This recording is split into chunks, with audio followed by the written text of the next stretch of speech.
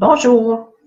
Alors, tel que promis, aujourd'hui, on va parler du deuxième mot, des 5 attitudes ou 5 mots qu'il faut retenir et garder dans nos vies. Alors, hier, on a parlé de la charité, du don de soi et d'être généreux. Aujourd'hui, on va parler de la gratitude. C'est important d'avoir de la gratitude. Et souvent, on n'y pense pas tous les jours, mais pourtant, avez-vous pensé que vous êtes chanceux d'avoir de la nourriture dans votre assiette? Ne serait-ce que pour avoir cette gratitude-là de dire merci. Merci, si on croit en Dieu, on dit merci mon Dieu. Si on croit en d'autres choses, mais merci. Merci à l'univers, merci d'avoir de la nourriture dans mon assiette, parce que ce n'est pas le cas de tout le monde. Des belles choses nous arrivent. Merci. Gratitude. Gratitude à la vie. Il y a des personnes qui souffrent tous les jours. Le seul fait de se lever le matin, vivant, c'est merci mon Dieu, merci, merci à l'univers, merci. Le simple mot nous met dans cet état de gratitude et cet état de gratitude est nécessaire à notre bonheur autant que hier j'ai parlé de la générosité, du don de soi, du don on peut donner autant, comme je disais, en argent, en vêtements, en nourriture et aussi de soi. Maintenant, c'est la gratitude parce que de cette façon-là, parce que nous aussi on reçoit là, que ce soit le beau sourire d'une personne, que ce soit, comme je vous disais, le seul fait de réaliser que nous sommes quand même en santé, coucou Corinne, que nous avons la vie, que nous pouvons nous déplacer sans aide. À chaque fois, chaque jour, on doit être dans cet état de gratitude. Parce qu'on reçoit de beaux messages de nos guides, de nos anges, et à chaque fois, c'est toujours revenir à cet état vraiment de gratitude. Bonsoir Elisabeth. Alors, c'est de ça que je voulais vous parler aujourd'hui. Puisque on doit l'intégrer vraiment, ben écoutez, je vous oblige pas, là, mais c'est les 5 phrases ou 5 pas phrases, c'est les 5 mots et 5 attitudes à mettre dans notre vie, à l'ancrer dans notre vie, afin d'être heureux tous les jours. Donc hier, j'ai parlé, bien sûr, comme je vous disais, du premier sujet, mais en fait, c'est les mots dans mon livre sont écrits amour, pardon, acceptation, gratitude et générosité. Ils sont écrits dans on pourrait dire dans cet ordre-là, mais j'ai décidé moi de faire dans l'autre sens. Donc j'ai commencé hier par la générosité, puis aujourd'hui je suis dans la gratitude. Bonjour Elisabeth. Isabelle, excuse-moi, j'ai tout défait ton nom. Alors, pourquoi? Parce que quand on est rendu à ce stade, au stade où on a simplement intégré, bonjour améthyste, quand on a tout simplement intégré ces 5 mots, tout simple, 5 mots on n'a plus besoin de chercher, là. On est totalement en soi, totalement dans la joie de l'être et on n'a pas besoin de chercher le bonheur ailleurs. Le bonheur, d'ailleurs, n'est pas ailleurs. Le bonheur est à l'intérieur de soi et il ne nous sert à rien de chercher dans toutes sortes de choses alors qu'il est à notre portée de main. Mais il suffit de rester dans la simplicité. Et plus on est dans la simplicité, plus on est dans le bonheur. Donc, comme je vous disais, de prendre le temps devant un bon repas, de faire, déjà, quand on était petit, il y avait la prière au repas. Aujourd'hui, c'est perdu. Il n'y a plus personne qui fait ça. Sauf que quand on suit l'enseignement Reiki, on sait qu'on se doit de bénir notre nourriture pour l'énergiser. Donc, le fait de bénir, d'être en gratitude, énergise ce qu'on mange. Donc, c'est la première chose, la chose la plus simple, hein, manger. On commence par là. Donc,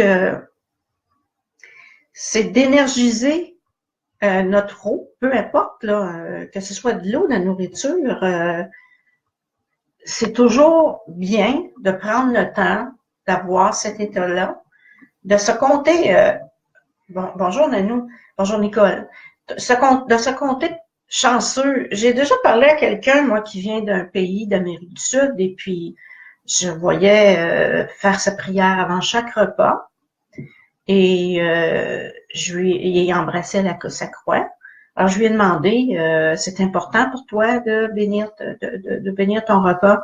Il dit, quand tu viens d'un pays comme le mien, tu dois dire, je suis chanceux d'avoir un repas ce midi ou ce soir. Il dit, on apprend très jeune à bénir. On apprend ça de remercier Dieu pour nous donner à manger. Donc, j'ai trouvé ça merveilleux, moi. Parce qu'ils l'ont pas perdu. Ce que nous, on a perdu, eux, ils l'ont pas perdu. C'est ça, c'est la chance. On réalise pas la chance qu'on peut avoir. La chance d'avoir la santé, la chance d'avoir à manger, la chance de pouvoir se vêtir, de pas avoir à courir pour aller chercher de l'eau, aller faire des kilomètres et des kilomètres pour aller chercher de l'eau qui en fait même de l'eau polluée. On vit dans l'opulence. En réalité, on s'en rend même pas compte. Donc, d'avoir cette gratitude-là nous fait se rendre compte qu'on a beaucoup de chance. Et remercier justement l'univers de cette chance qu'on a. Et ça nous aide à être vraiment centré. Tu n'avais jamais pensé à bénir? Non, c'est oublié. C'est oublié dans nos habitudes. Puis bon, c'est sûr. Avec la révolution religieuse qu'on a eue, nous, au Québec, ça fut toute une révolution, beaucoup plus qu'en Europe, parce que je sais qu'en Belgique, on fête encore beaucoup les fêtes, il y a des journées fériées qui sont des fêtes qui ne sont plus fêtées ici, on a perdu ici. Donc, beaucoup au Québec. Il y a eu une révolution dans les années 60, la révolution tranquille, les églises, les curés ont pris le bord. Si vous savez pas ce que ça veut dire, c'est qu'on les a sortis de la politique, puis de nos maisons, puis bon, en tout cas, les femmes ont pris leurs droits et on finit par se mettre à genoux. On décidé que c'était fini, là, que c'était l'Église qui décidait quand est-ce qu'on aurait des enfants, là. Donc, bonjour Nanou. Alors, c'est pour ça que toutes ces traditions-là ont été perdues aussi, là, en même temps, là. On a vraiment sorti l'Église de nos maisons, je peux vous le dire. Je l'ai vécu avec, j'avais une mère qui n'était pas tellement religieuse. Et elle avait une dent contre l'Église. Pourtant, elle était née en 1910, là. Donc, elle avait été élevée au couvent même. Donc, mais quand elle nous disait des choses par rapport à ça, là, qui sont vérité maintenant. Elle avait quand même une vision assez, donc on a oublié. En voulant sortir l'Église de chez nous, ce qu'on a fait, c'est qu'on a oublié des choses importantes. Bénir, c'est important. On n'est pas obligé de bénir comme Alléluia, Alléluia. Non, c'est pas nécessaire, là. Vous pouvez faire ça très discrètement, personne ne le voit. Bon, merci mon Dieu, puis c'est tout. Vous n'êtes pas obligé là, de nous faire un spectacle en plein restaurant, là, c'est pas nécessaire. C'est simplement d'avoir cette gratitude-là, c'est tout. Et de tout, tous les jours, dans tout. Vous savez, je disais à Corinne l'autre fois, de prendre un moment avec mes chats, j'en ai 3, et de les avoir autour de moi. J'en ai un sur les genoux. J'ai ma petite chatte qui se couche juste à côté sur le divan. Puis j'ai mon plus gros qui se couche juste au-dessus de moi. Donc, je suis entourée de chats. Et ces moments-là, pour moi, valent, vous ne pouvez savoir qu'est-ce que ça vaut. C'est des instants de merveille, de gratitude, d'état de, je suis en communication avec mes chats, en amour total. C'est une détente inimaginable. Oui, c'est ça, hein, le paradis, c'est pour toi aussi. C'est incroyable ce que ça nous amène. Et je pense que d'avoir les chats, sont des animaux de compagnie qui nous amènent beaucoup vers la méditation. Je dis pas que les chiens ne sont pas corrects, là. Pas du tout, mais les chats réellement là ont cette aptitude à nous faire réaliser l'état zen. Alors, donc, ne serait-ce que de réaliser ça, que j'ai la chance d'avoir ces beaux animaux-là autour de moi, qui me donnent de l'amour. Et j'en ai un qui a ce qu'on appelle, moi je l'appelle mon chat guérisseur, mon chaman, ok, chaman, c'est un jeu de mots. Alors, quand j'ai une douleur, il a cet instinct de venir se coucher sur moi. Et la nuit passée, je me suis couchée hier soir avec une douleur dans le cou et dans l'épaule. Alors, j'étais couchée sur le côté et il est venu, parce que je mets un oreiller dans mon dos, fait qu'il s'est couché sur l'oreiller pour pas faire un poids. Il a mis ses deux petites pattes exactement où j'avais mal et je me suis endormie comme ça. Donc, c'est ça la gratitude, puisque je me disais, c'est merveilleux d'être entouré comme ça de ces belles énergies-là. Oui, toi, tu as eu ta petite chatte qui renvoie le Reiki. Mais c'est ça, on réalise plein de choses par rapport à nos animaux. Et c'est très, vous savez, il y a la zoothérapie maintenant, et ça aide beaucoup les gens âgés aussi, hein, dans les centres, de prendre contact avec eux, parce qu'ils sont dans l'innocence, les animaux. Ils n'ont pas de jugement. Donc, ils sont dans l'amour, dans l'innocence et dans la gratitude. Puisque eux, tu leur donnes l'amour, c'est de la gratitude qu'ils te redonnent. Donc, souvent, moi, je les regarde en me disant, mais c'est ça d'être zen, c'est ça d'être là, ici, maintenant. On a tellement oui, les autistes avec les chevaux, mais maintenant, ici, il y a des chiens pour les autistes. Au Québec, on a des chiens guides pour les autistes qui les accompagnent même à l'école. Puis même pas juste pour les autistes, hein, maintenant, il y en a pour les enfants qui souffrent de troubles d'anxiété graves. Et puis, ça les accompagne beaucoup dans leur vie et ça, vraiment, c'est vraiment bon. Mais les animaux, là, c'est tellement de bons exemples hein, de cette humilité-là. Parce que être en état de gratitude, c'est être en état d'humilité. C'est exactement ce que ça nous amène. On n'est absolument pas les plus forts du monde. Hein? Donc, de dire merci, gratitude, c'est être en état d'humilité. C'est de remercier tout l'univers qui nous entoure, de nous amener, de nous apporter ce bien-être-là, ce bonheur-là. Et surtout pour nous, les gens qui vivent dans les pays industrialisés et que rares sont ceux vraiment qui sont dans la vraie pauvreté, puisque même ici, il y a des gens quand même qui vivent avec nous ici, c'est on appelle ça le bien-être social. C'est un minimum pour vivre. Là. Quelqu'un qui a ce montant-là ne peut même pas se louer un appartement. Il doit vivre coloc avec quelqu'un d'autre ou louer une chambre. Il ne peut même pas louer un appartement. Sauf qu'il y a beaucoup d'organismes pour donner de la nourriture, beaucoup d'organismes pour les vêtements, tout ça. Donc, et j'avoue que j'ai passé par là il y a peut-être 20 ans environ. Un bout, j'étais gravement malade. Et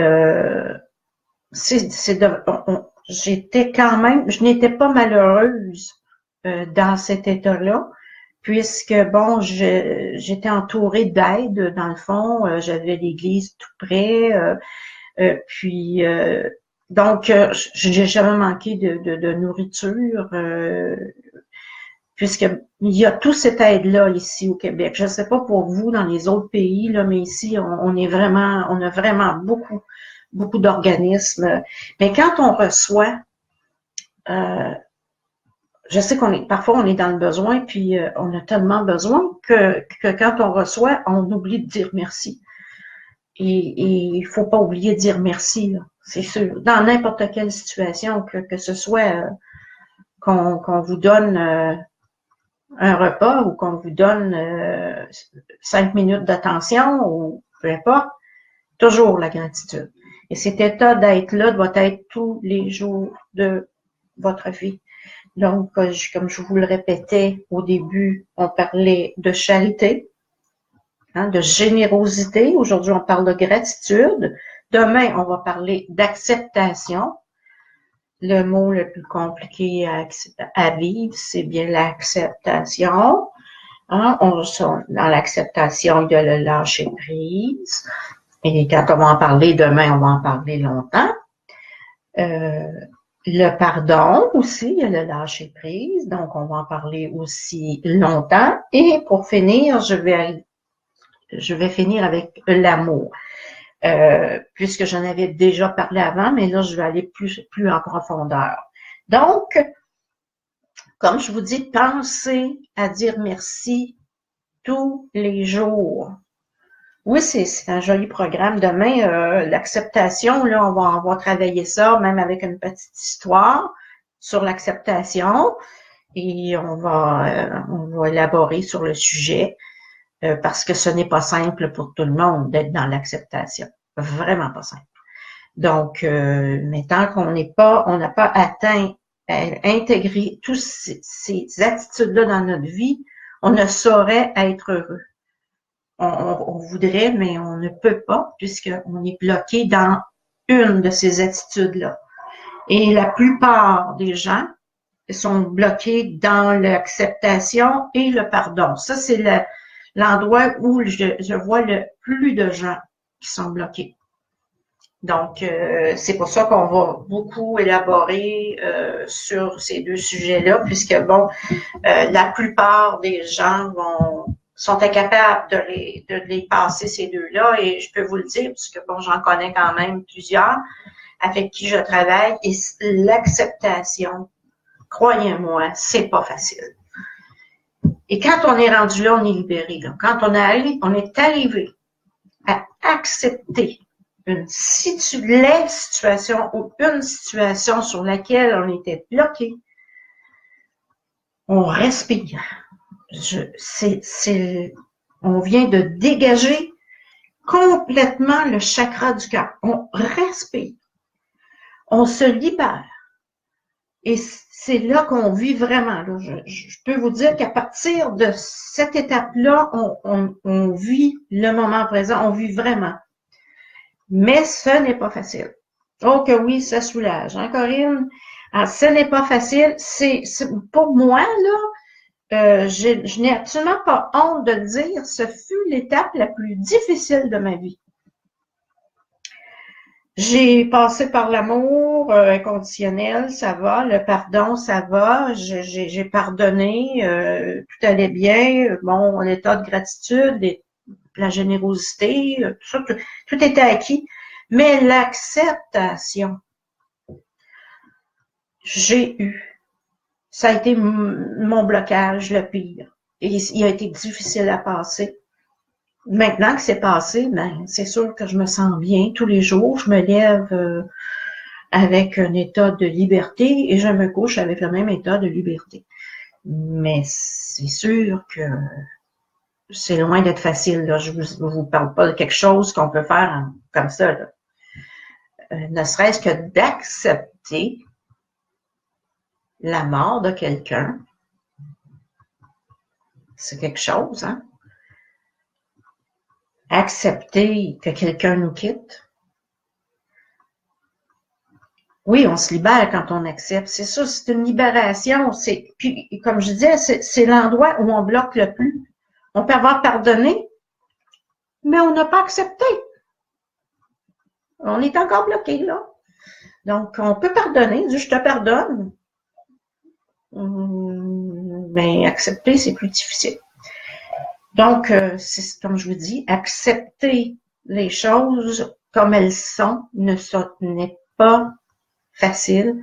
Et je vous dis pas que ça va être facile. Donc, vous pouvez vous dire que vous devrez travailler à revenir là-dessus. Donc, demain, on va vraiment travailler là-dessus. Ça va être long. Je pense que je vais peut-être vous parler peut-être 40 minutes. Là. Vraiment, demain, ça va être comme ça. Mais aujourd'hui, on se concentre seulement sur la gratitude. Donc, à tous les moments de la journée, il va être important d'être dans l'état de gratitude. Et c'est là-dessus que je vais vous laisser, puisque, bon, ce n'est pas un sujet qui demande une très longue explication, plutôt une réflexion. Donc, on va aller dans la réflexion aujourd'hui. Et demain, là, préparez-vous à travailler fort. Et si vous avez entre-temps, des questions, vous avez juste à les placer. Vous savez, le matin, je mets un post en vous disant à quelle heure je vais être là. Donc, vous pouvez tout simplement le mettre, je n'arrive pas à accepter telle chose, sous le post où je vous dis l'heure de ma vidéo. Fait que donc, je vais pouvoir aller chercher ces phrases-là, ces difficultés-là demain et en parler. Je vais les noter et je vais l'amener dans ma vidéo. Donc, demain, on va travailler fort. Donc, aujourd'hui, on se repose dans la gratitude, dans cet état merveilleux. Et je vous dis merci d'être là pour me soutenir. Merci ma sœur, oui, merci ma sœur Corinne, merci mes sœurs et mes frères qui suivent ces vidéos. Je vous embrasse.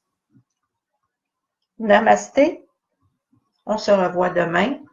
Je vous aime.